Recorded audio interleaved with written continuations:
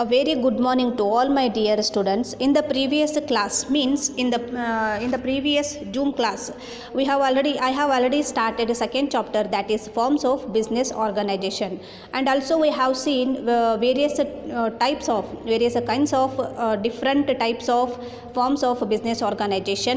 Okay, and also I have started the first form, that is the sole proprietorship, and also we have seen what is the meaning of sole proprietor. Okay, and also we have discussed various features of sole proprietorship, isn't it? So today let's move with some merits and demerits of sole proprietorship. Let's move with merits of sole proprietorship. Let's see one by one. First one is quick decision making. Okay, so what it says here, first merit is quick decision making. It says quick decision making as the name indicates. So ಇಲ್ಲಿ ಈ sole proprietorship ನಲ್ಲಿ single person ಇರೋದ್ರಿಂದ so ಇಲ್ಲಿ ಅವನು ಏನೇ decision ತಗೋಬೇಕು ಅಂದರೆ ಒಬ್ಬನೇ ತಗೋಬೇಕಾಗತ್ತೆ. Okay, if he wants to take any decisions he can take himself only, isn't it? Because he is a single person, he has a authority, he has a power to take any decision regarding the business. Okay, so that is why here we have already discussed in the feature, he is a single person. Okay, so he is a single person, so they can make decision quickly. Okay, so there is no need to consult others. So ಅವನು ಏನೇ decision ತೊಗೋಬೇಕಂದ್ರೂ ತಾನೇ ಒಬ್ಬನೇ ಅವನು ಡಿಸಿಷನ್ನ ತೊಗೋಬಹುದು, ಯಾಕಂದರೆ ಅವನು single ಆಗಿರೋದ್ರಿಂದ.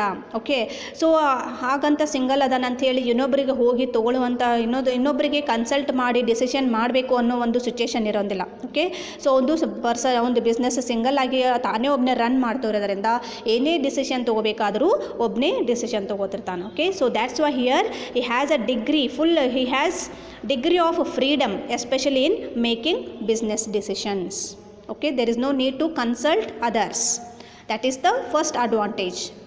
So advantages andru onde, merits andru onde. Okay, let's see second one, confidentiality of information. So what is here confidentiality?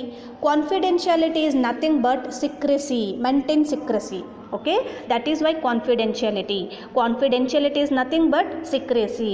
Okay, so here ನಿಮ್ಮ ಇನ್ಫಾರ್ಮೇಷನ್ ಸಿಕ್ರೆಸಿ ಇರುತ್ತೆ ಇಲ್ಲಿ. ಯಾಕೆಂದರೆ ನೀವು ಯಾರ ಜೊತೆಗೂ ಇಲ್ಲಿ ಶೇರ್ ಮಾಡೋಂಗಿಲ್ಲ.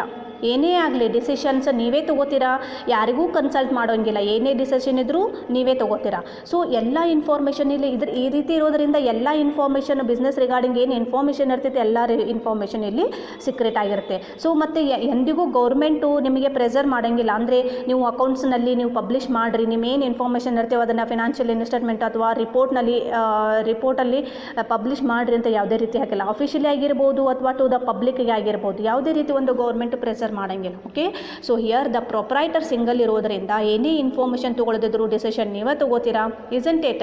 ಸೊ ಯಾರಿಗೂ ನೀವು ಕನ್ಸಲ್ಟ್ ಮಾಡುವ ಒಂದು ಅವಶ್ಯಕತೆ ಇರೋಂಗಿಲ್ಲ. ಅದಕ್ಕೋಸ್ಕರ ನಿಮ್ಮ ಬಿಸ್ನೆಸ್ ರಿಗಾರ್ಡಿಂಗ್ ಅ ಬಿಸ್ನೆಸ್ ಏನೇ ಇನ್ಫಾರ್ಮೇಷನ್ ಇದ್ದರೂ ಅವು ಸೀಕ್ರೆಸಿ ಆಗಿರುತ್ತೆ. ದಟ್ ಈಸ್ ಕಾನ್ಫಿಡೆನ್ಷಿಯಾಲಿಟಿ ಅಂತ ಹೇಳ್ತೇವೆ. Okay, so here the proprietor to keep all the information.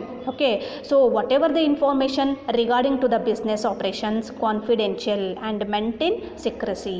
Okay, so that's why the books of accounts are not publicly available. Okay, so the confidentiality of information remains.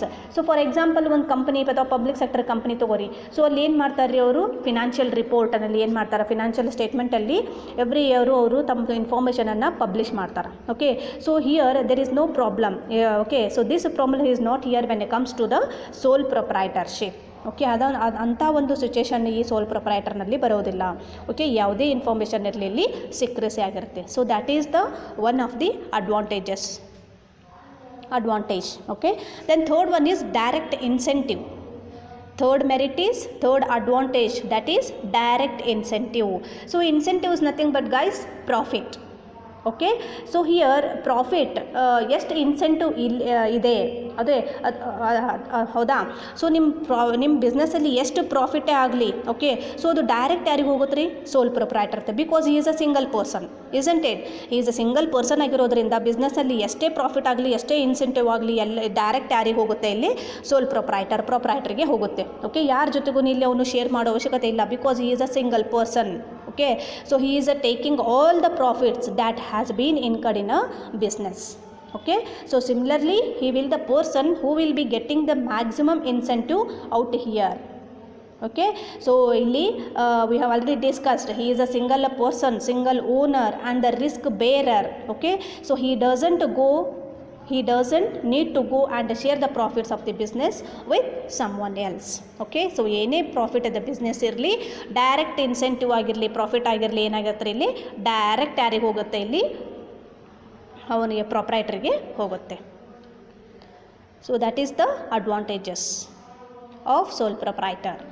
Then next one is sense of accomplishment. So ಇಲ್ಲಿ sense of accomplishment ಅಂದ್ರೆ ಏನು ರೀ, ಒಂದು ಸಾಧನೆ ಪ್ರಜ್ಞೆ ಅಂತ ಹೇಳ್ತೀವಿ ನಾವು, ಸಾಧನೆ ಅಂತ ಹೇಳ್ತೀವಿ. ಸೊ ಮೀನ್ಸ್ ಯಾವುದೇ ಒಂದು ಕೆಲಸನ ಒಂದು ಕಷ್ಟಪಟ್ಟು ಏನು ಮಾಡ್ತೀಯಾ, ಓಕೆ, ಒಂದು ಯಾವುದೇ ಒಂದು ಕೆಲಸ ಆಗಿರ್ಬೋದು, ಅದನ್ನು ನೀನು ಕಷ್ಟಪಟ್ಟು ಏನು ಮಾಡ್ತೀಯಾ ಅದು ನಿನಗೆ ಒಂದು ಖುಷಿ ಅಂತ ಇರುತ್ತೆ, ಇಸಂಟ್ ಇಟ್? ಸೊ ಅದಕ್ಕೆ ನಾವು ಏನಂತೇವಿ, ಗೋಲನ್ನು ಒಂದು ಅಚೀವ್ ಮಾಡೋದು ಅಂತ ಹೇಳ್ತೀವಿ. ಓಕೆ, ಸೊ ಇಲ್ಲಿ ಏನಾಗ್ತಾ ಇದೆ, ಇಲ್ಲಿ ಸಿಂಗಲ್ ಪರ್ಸನ್ ಇದ್ದಾನೆ. ಓಕೆ, ಸೊ ಅವನೇ ಬಿಸ್ನೆಸ್ ರನ್ ಮಾಡ್ತಾನೆ, ಅವನದೇ ನಾಲೆಜು, ಅವನದೇ ಸ್ಕಿಲ್ಲು, ಅವನದೇ talent, isn't it? So in case ಬಿಸ್ನೆಸ್ಸಲ್ಲಿ ಸಕ್ಸಸ್ಫುಲ್ ಆಯಿತು ಅಂದರೆ, ಓಕೆ, ಬಿಸ್ನೆಸ್ಸಲ್ಲಿ ಏನಾದರೂ ಸಕ್ಸಸ್ ಆಯಿತು ಅಂದರೆ ಆಗ ಅವ್ನಿಗೆ ಏನಾಗುತ್ತೆ ರೀ, ಸೆನ್ಸ್ ಆಫ್ ಅಕಂಪ್ಲಿಷ್ಮೆಂಟ್ ಆಗುತ್ತೆ. ಅದು ಒಂಥರ ನಿಮ್ಮ ಮೆಹನತ್ನಿಂದ, ಸೊ ನನ್ನ ಮೆಹನತ್ನಿಂದ ನನ್ನ ಬಿಸ್ನೆಸ್ನಲ್ಲಿ ಇಷ್ಟೆಲ್ಲ ನಾನು ಒಬ್ಬನೇ ಮಾಡಿದ್ದೆ, ಇಷ್ಟೆಲ್ಲ ನಾನು ಮುಂದೆ ತಂದೆ ಅನ್ನೋ ಒಂದು ಸೆನ್ಸ್ ಆಫ್ ಅಕಂಪ್ಲಿಷ್ಮೆಂಟ್ ಅವನಿಗೆ ಆಗುತ್ತೆ. So that is the meaning of sense of accomplishment ಅಂತ ಹೇಳ್ತೇನೆ. Okay, so suppose when he's a business reaches to certain level, okay, let's say it becomes top ಲೆವೆಲ್ನ ಬಂದ, ಓಕೆ, ಬಿಸ್ನೆಸ್ ಮಾಡ್ತಾ ಮಾಡ್ತಾ top ಲೆವೆಲ್ಗೆ ಬಂದ, then you feel sense of accomplishment. he feels a sense of accomplishment. ಅದೇ that is the meaning of sense of accomplishment ಅಂತ ಹೇಳ್ತೀವಿ ನಾವು. Okay, so this is the meaning of sense of accomplishment. Then last one, ease of formation and closure. So ease of formation and closure we have already discussed in the features, isn't it? So it is very easy to close and easy to form, isn't it? So it is easier to form as well as close the business of sole proprietorship. Okay, so you don't have to take much registrations. We have already discussed in the feature. There are very less few ಏನಂತಾರೆ, there are very few formalities. There is no much registration, much formalities as we require in other forms of, as compared to the other form of organization. Okay, similarly, suppose if you want to close a business, you just sell it off and move away from the business. Okay, so and there will be less formalities, okay, less legal, less formalities irtavu, okay, when you entering into the this sole proprietorship, and there is no separate law. Okay, that is why here it is very easy to start and shut down the business as per the wish of the owner. Okay, so these are the some merits of sole proprietorship. Let's see demerits of, what are the demerits of sole proprietorship, and also you can call it as limitations anta helbodu, disadvantages antanu helbodu. Okay, so here merits andru onde, disadvantages andru onde, limitations andru onde, all are same. Let's see, first one is limited resources. Yes, as the name indicates, limited resources, this is one of the disadvantage, one of the limitation of the sole proprietor, because limited resources. Here single person ಇರೋದ್ರಿಂದ, ಇವನು single person ಇರೋದ್ರಿಂದ ಇವನ ಕಡೆ ಜಾಸ್ತಿ ದುಡ್ಡು ಹಾಕೋ ಒಂದು ಬಂಡವಾಳವನ್ನು ಹಾಕೋ ಒಂದು ಕೆಪಾಸಿಟಿ ಇರೋದಿಲ್ಲ. ಓಕೆ, ಸೊ ಲಿಮಿಟೆಡ್ ಕ್ಯಾಪಿಟಲ್ ಇರುತ್ತೆ, ಲಿಮಿಟೆಡ್ ರಿಸೋರ್ಸ್ ಇರುತ್ತೆ. Okay, but when a compare to the other forms of organisation, for example I will take an example of partnership. Okay, so but ಪಾರ್ಟ್ನರ್ಶಿಪ್ಪನಲ್ಲಿ ಏನಾಗುತ್ತೆ ರೀ, ಅಲ್ಲಿ 2 or more ಪಾರ್ಟ್ನರ್ಸ್ ಇರ್ತಾರೆ, partners ಇರ್ತಾರೆ. Okay, so ಅವರೆಲ್ಲರೂ ಸೇರಿ ಏನು ಮಾಡ್ತಾರೆ, ಕಾಂಟ್ರಿಬ್ಯೂಟ್ ಮಾಡೋ ಒಂದು ಚಾನ್ಸ್ ಇರುತ್ತೆ. ಬಟ್ ಇವನು ಒಬ್ಬನೇ ಇರೋದರಿಂದ ಲಿಮಿಟೆಡ್ ರಿಸೋರ್ಸಸ್ ಇರುತ್ತೆ, ಕ್ಯಾಪಿಟಲನ್ನು ಬಂಡವಾಳನೂ ಸ್ವಲ್ಪ ಇರುತ್ತೆ. ಸೊ ಒಬ್ಬನೇ ಇರೋದರಿಂದ ಎಲ್ಲೆಲ್ಲಿ ಅವನು ಅರೇಂಜ್ ಮಾಡಬೇಕಾಗುತ್ತೆ ರಿಸೋರ್ಸಸ್ನ.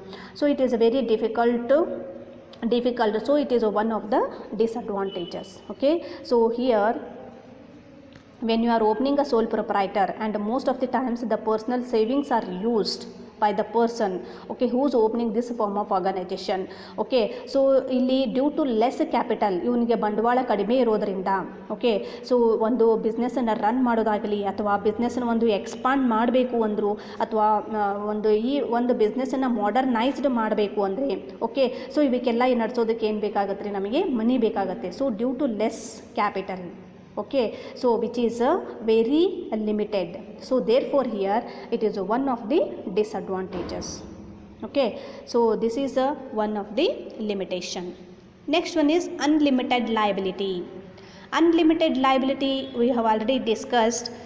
In sole proprietorship, every proprietor have unlimited liability. This is one of the major disadvantages of sole proprietorship.